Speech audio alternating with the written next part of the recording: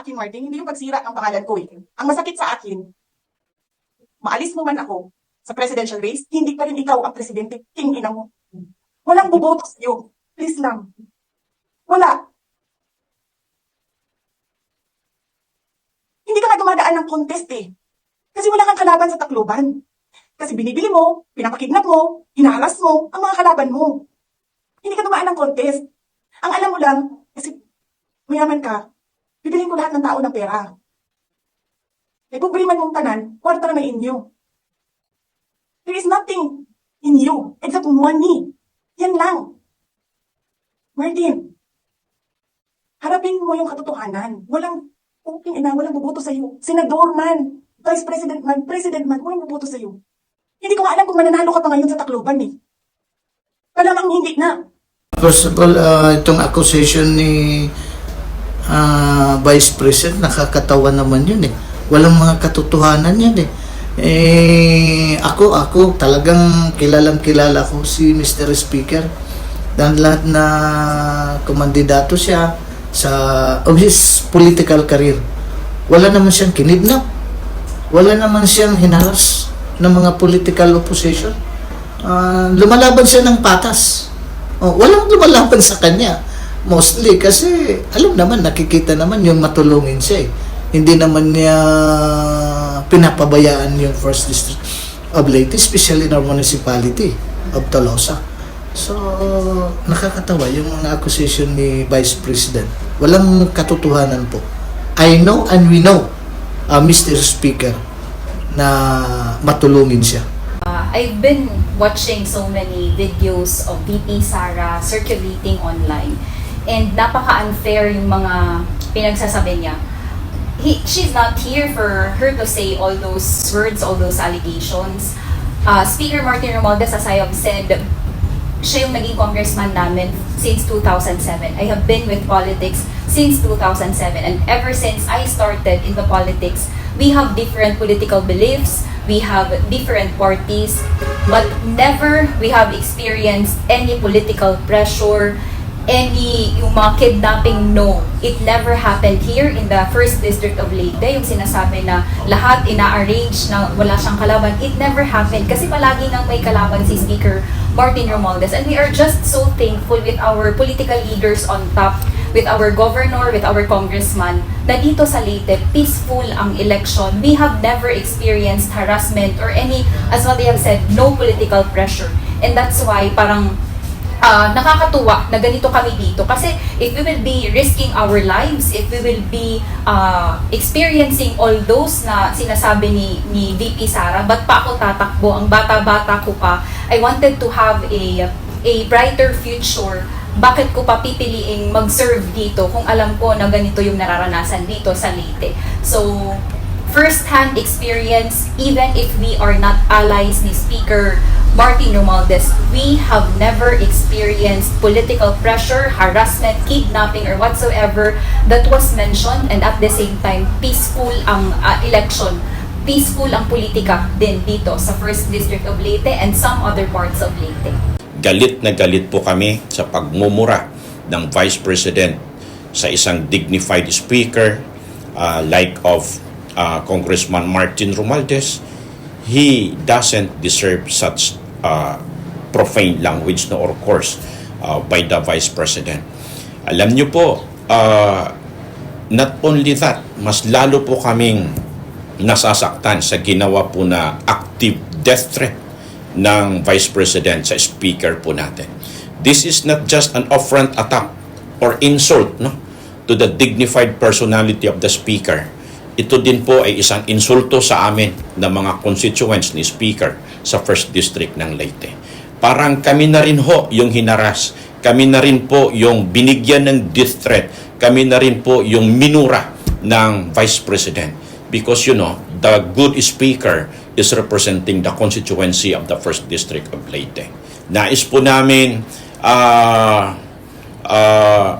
bigyan diin na hindi po totoo yung ibinabatong mga akusasyon sa congressman po namin dito sa 1st District ng Leyte, si Speaker Martin Romualdez, na siya po ay nanghaharas, siya po ay nangingidnap, Ang akusasyon po ng Vice Presidente na kung hindi gagawin po ito ni Speaker ay talo po siya dito sa 1st District ng Leyte, ay malaking mali po yon at kasinungalingan po iyon. Napaka-dignified po na tao, napakakalma, napaka-diplomatic yung Speaker Martin Romualdez. Siya po'y nakikitungo sa mga alkalde, sa mga political leaders sa lokal, at maging sa mga barangay na level at maging sa lahat ng mga constituency po namin na ipinapakita niya po talaga. As I said, he is an embodiment of the principle of honesty, integrity, and service. Kaya ho, mali at hindi po totoo yung binabato sa kanya na namimili po siya ng botos o kaya nananakot ng tao, nagkikidnap, nag-i-influence, nag-i-intimidate.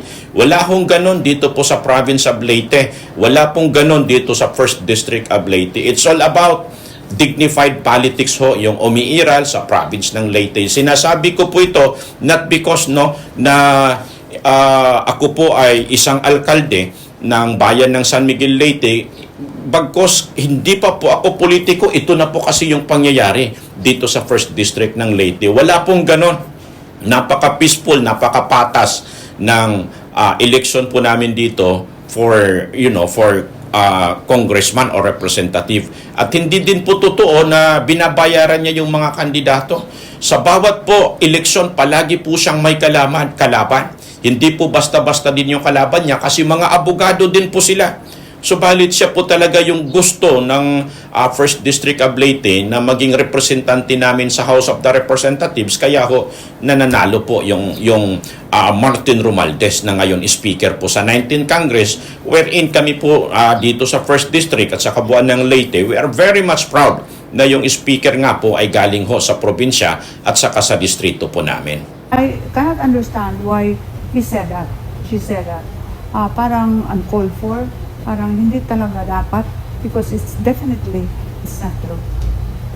Kasi we know the speaker and we know he never goes to those to the point or to the stage na like what he described. And there are no kidnappings here. There are no wala namang mga ano dito. Whenever he's here, he talks about progress. He talks about what he can do to help, and he really, we can see really his desire to be of service and to help wherever he can.